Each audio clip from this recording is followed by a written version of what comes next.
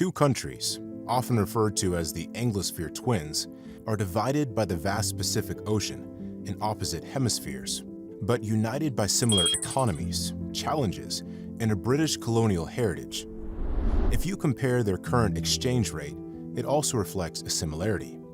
One Canadian dollar is equivalent to approximately 1.11 Australian dollars. However, while the numbers may appear close, there are significant differences between the two nations' economies, which are easy to miss unless you analyze closely.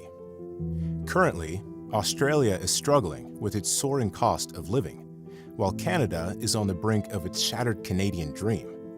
But even at this dark time, those subtle differences place one nation in a slightly better economic position, while the other is in deeper trouble. Canada and Australia are like two intelligent students in the classroom, recognized for their ranks as the 9th and 12th largest economies in the world, respectively. However, for some reason, their performance has fallen short in recent years. Canada's economy is still growing faster over the last 3 years, compared to Australia. But if we calculate their GDP per capita, the scenario changes dramatically. Australia, with a population of 27 million, comes out on top with over $62,600 per person, while Canada, home to 39 million people, has nearly $58,400 per person. Now, compare them to the median income in each country. In Canada, it's $55,400, whereas in Australia, it's $53,000. So, Canada's median is roughly $3,000 less than its GDP per capita, while Australia's is $9,000 less. This gap between median income and GDP per capita is called income disparity, which measures how unevenly income is distributed within a country. While some individuals earn significantly more, the majority earn less. In this case, Australia's income disparity is 3 times that of Canada. But if we ignore that for now, both Australia and Canada have similar economic structures, especially in primary sectors like manufacturing, mining, and agriculture. However, Australia relies more on mining, while Canada depends on manufacturing. Over the last 30 years, their stock markets have grown in a similar manner, at an average rate of about 7 to 9% annually. At its peak, mining investment made up 9% of Australia's GDP, driven by high demand from China for iron ore and coal. But when prices fell, mining companies reduced spending on big projects, which led to lower investments and job losses. Canada has also experienced similar economic ups and downs, starting with its first major oil boom in the 1850s.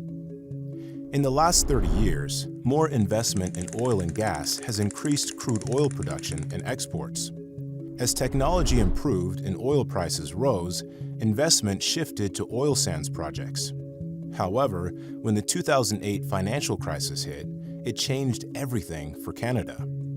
The oil prices started falling, which slowed economic growth, causing declines in services and manufacturing. The business environments in Canada and Australia are also quite similar. Macquarie Asset Management, MAM, Australia's largest infrastructure investment manager, is a global leader, with Canada's Brookfield Asset Management close behind.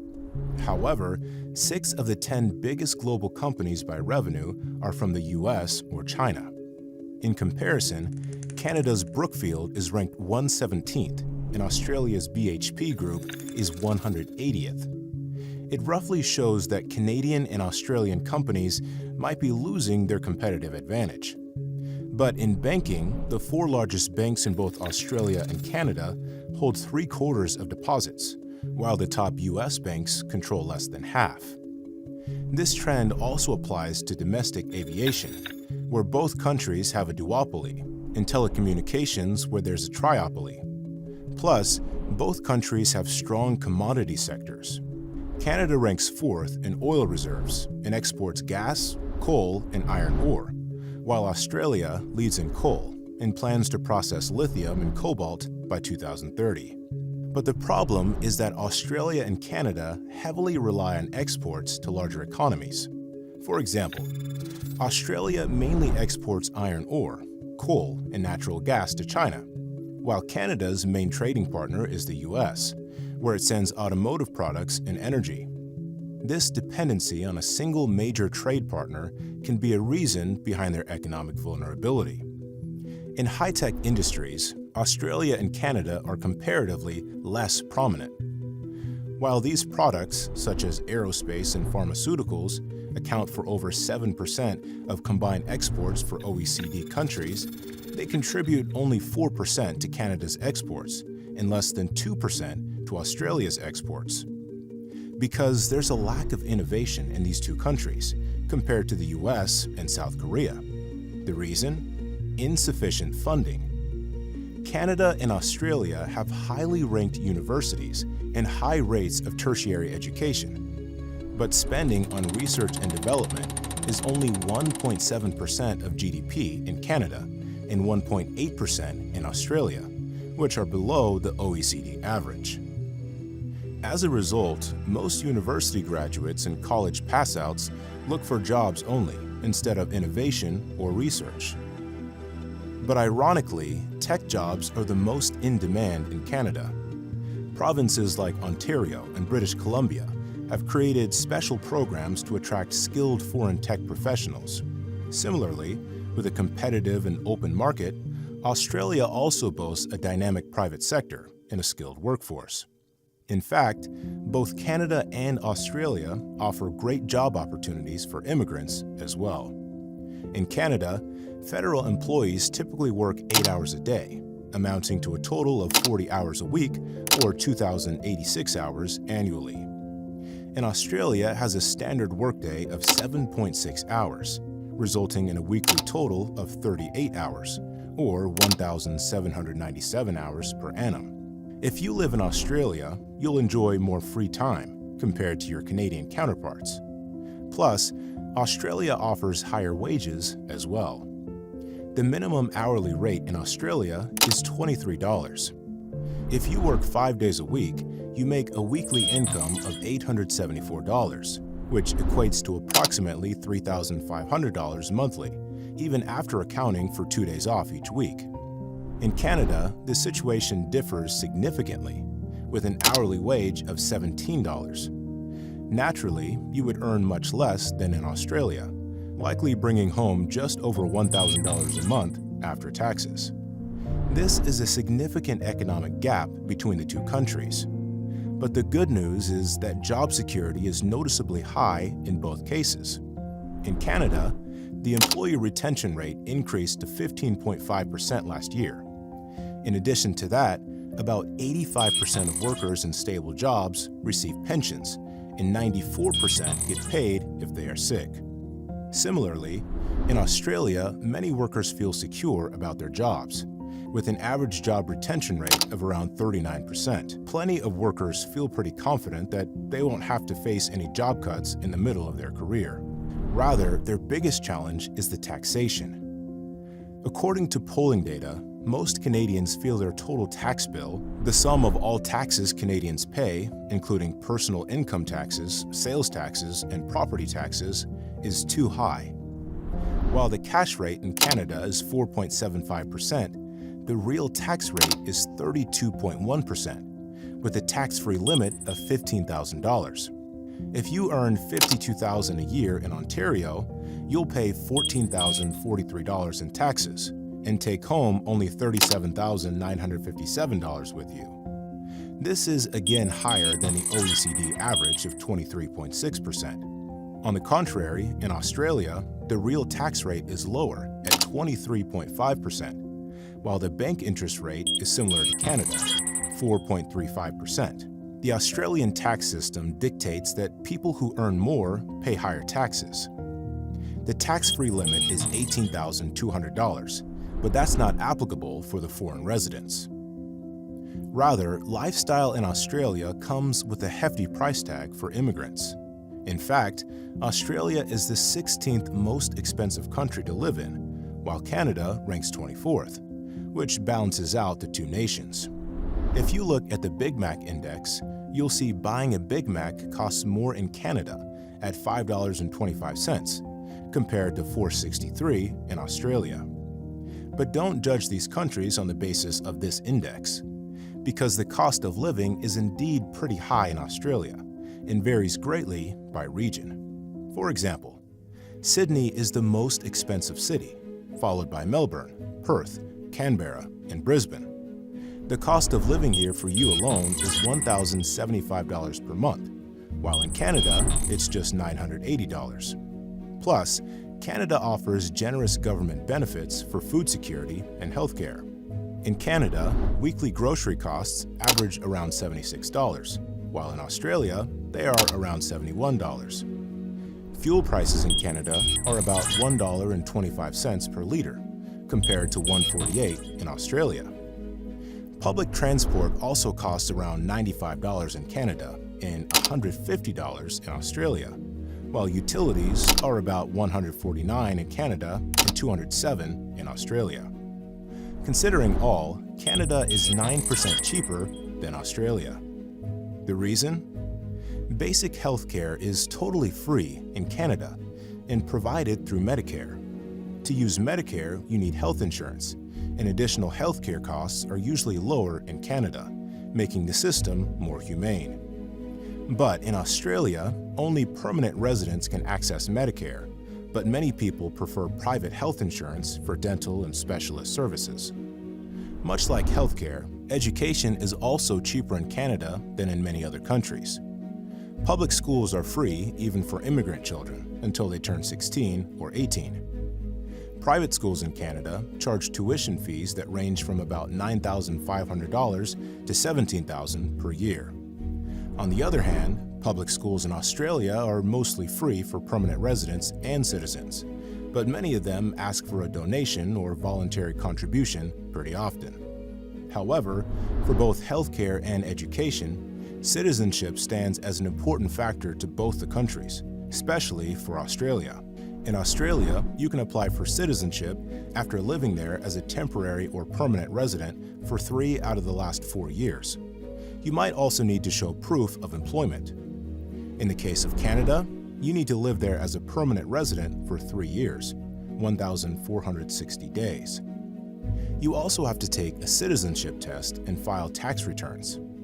If everything goes well, both Canada and Australia give you a chance to get citizenship after 3 years. However, believe it or not, this is actually the root of a significant issue both countries are facing currently: immigration. Australia and Canada have always been popular destinations for immigrants, with Canada seeing a lot of newcomers. Australia aims to welcome 160,000 immigrants each year. Immigrants contribute to diversity, drive innovation, and fill critical jobs in sectors such as technology and healthcare, which ultimately boosts the economy and increases consumer spending. But this influx has impacted housing markets badly, resulting in higher demand and rising property prices, particularly in cities like Toronto, Vancouver, Sydney, and Melbourne. In Australia, owning a home is becoming impossible for many people. The average household income in cities like Melbourne is about $100,000, but families need at least $170,000 a year to afford a median home. In Sydney, this amount jumps to $260,000, making it the second most unaffordable place to live in the world. The housing crisis isn't just in big cities. Places like Brisbane, Adelaide, and Perth have seen house prices rise over 50% since 2020, while wages have only increased by 12%. As a result, homeownership rates for people under 34 have dropped by nearly 25%. A shocking example of this crisis is a house in Sydney that sold for $3.5 million, but it didn't even have a toilet or kitchen. Renting isn't a good option either, as median rents in Sydney exceed $3,000 per month, with Brisbane's rents nearing $2,500. Rental prices have skyrocketed since 2020, increasing by over 8% each year, making it very competitive for renters to find available housing. In Canada as well, a family needs about $170,000 to buy the average home. The amount rises to $360,000 in Vancouver, which is the third most unaffordable place, just next to Sydney. Now, compare this to the median family income, which is only $70,000. Many Canadians now feel that owning a home is a distant dream. Rental situations are just as tough as Australia. With a national vacancy rate of only 1.5%, there's too much competition for rental units, often leading to hundreds of applications for just one apartment. Renters find themselves struggling to choose between basic needs like food and housing, which adds to more financial stress. The housing crisis in Australia and Canada is simply a result of high immigration rates, a lack of new homes, and certain tax policies. In 2023, only 170,000 new homes were built due to community pushback and slow approval processes. In Canada, the situation worsened with 3 million immigrants arriving since 2016, making it harder for young Canadians to find affordable homes. The country has historically built fewer homes than needed, and now it is expected to require 5 million more by 2030, because there's a growing awareness of the housing crisis recently. But the problem hasn't been addressed properly due to strong interest and lengthy approval processes for new housing projects. The inaction of the Australian government has created a significant gap between the number of homes needed and those available, further driving up prices. In Canada, too, both federal and local governments face criticism for not doing enough to tackle the housing crisis. Prime Minister Justin Trudeau has been under fire for high real estate prices during his time in office. The government has struggled to manage foreign investment and increase housing supply, leaving many Canadians feeling marginalized. Additionally, rising taxes and regulations on businesses are halting economic growth, leading to stagnant wages and a compromised quality of lifestyle. In this context, if you are still looking for a final answer, we'd say that Canada is often seen as a better choice for families, while Australia may be more appealing to active workers. Canada is also more welcoming to new immigrants, while Australia's population may be a little wary of them. Ultimately, the choice is yours. Subscribe for more economics and finance analysis.